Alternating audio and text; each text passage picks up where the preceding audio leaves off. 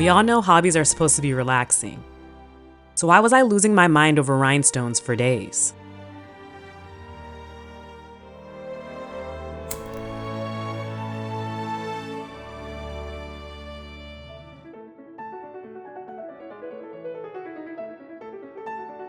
It began with drink coasters I needed for my new apartment. Because apparently, being an adult means caring about water rings on furniture. I found these adorable diamond painting coasters online. I thought, how hard could it be?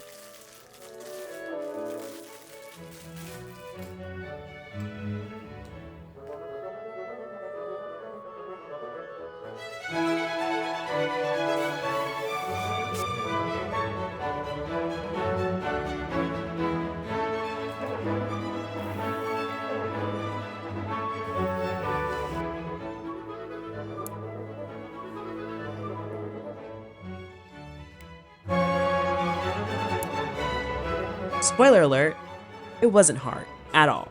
I knocked these cat faces out in no time, feeling like Bob Ross with a bedazzler instead of a brush. The satisfaction of placing every tiny sparkly gem exactly where it belonged. Pure dopamine. I was hooked. So naturally, I got a little overconfident. Time for the big leagues, I told myself, scrolling through more diamond painting options. That's when I saw it. Van Gogh's Roses and Anemones. Gorgeous, classy, sophisticated. The kind of piece on my wall that would make my mom proud when she visits. I clicked add to cart without hesitation. Here's where I should mention I have exactly 2 weeks of free time after work hours ahead of me. A rare break between work projects that I've been looking forward to for months. Perfect timing for a relaxing new hobby, right? Well, I had no idea what I was really getting myself into. Looking back, maybe the first warning sign should have been the 16 by 20 inch box. I quickly realized I'd bitten off way more than I could chew. This wasn't a cute little craft. It was a 16 by 16 inch beast covered in what looked like ancient hieroglyphics, each symbol begging for its own tiny colored rhinestone. Thousands, maybe even tens of thousands. I had no clue what I'd signed up for. And honestly, I've always believed in leaning into the uncomfortable, but only if there's growth waiting on the other side. So, I got to work.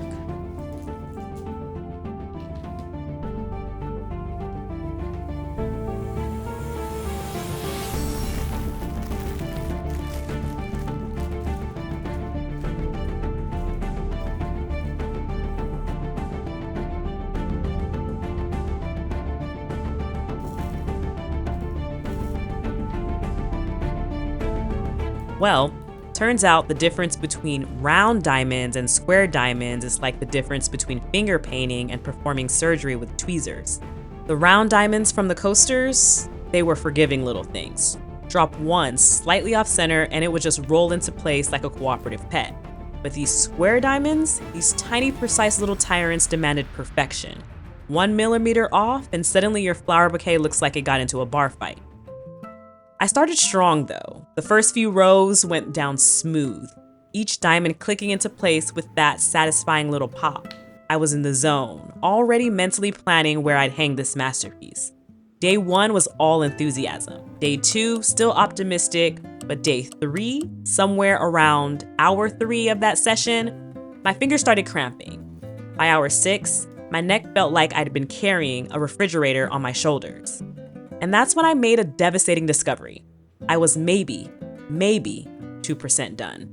2%. I did the math. At this rate, I'd need about 200 more hours. That's 5 full work weeks. My 2-week time frame was looking less like a relaxing break and more like something else. The worst part, time was ticking. Every hour I spent hunched over this thing was an hour I wouldn't get back. The pressure started building. What started as something therapeutic became mechanical. What started as fun became work. Really tedious, eye-straining, finger-numbing work. I kept telling myself, just one more section. Just get through this flower. Just get through this corner. But every completed section only revealed how much more I had left to do. It was like climbing a mountain that kept growing taller with each step. And that's when the doubt started to creep in. Again. What if I can't finish? What if I'd wasted money on this giant half-completed piece? What if my relaxing hobby had turned into the most stressful thing I'd done all year? I needed to get out of my own head.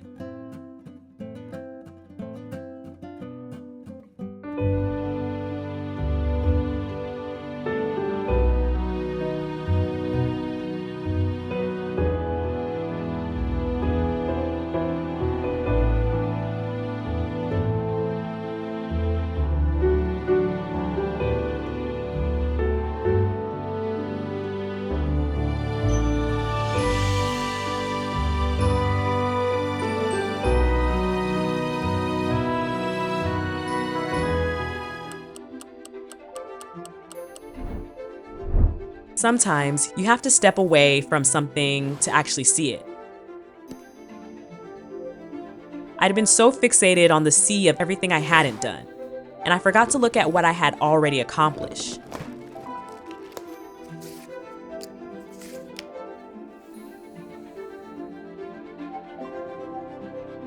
When I finally stepped back, I saw it. I realized I was caught between two versions of myself. But honestly, aren't we all?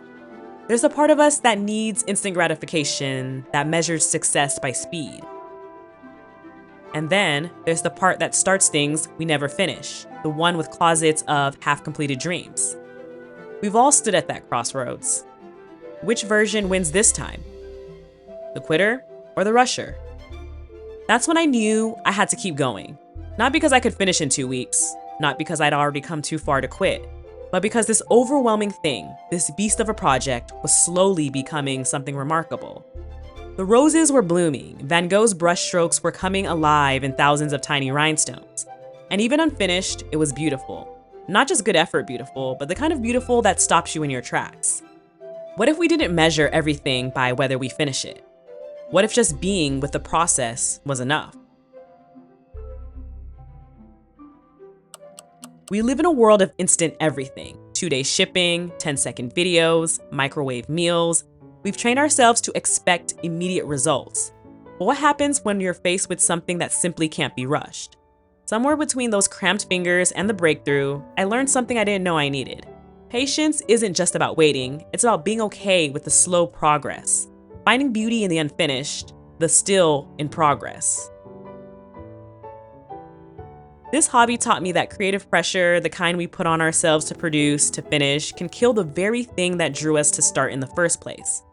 Don't get me wrong, I'm all for ambitious goals and deadlines, but there's wisdom in knowing the difference between the healthy challenge and the impossible one. What about the satisfaction that comes not from crossing the finish line, but from showing up day after day, even when progress feels invisible?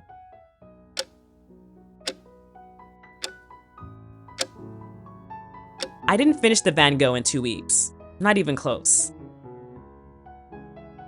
When my free time ended, that familiar sting hit. The same feeling I get looking at my hard drive full of abandoned projects, but I wasn't actually upset about it.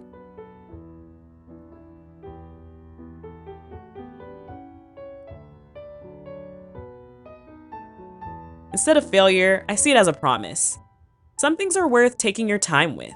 The best projects aren't the ones you rush through, but the ones you return to.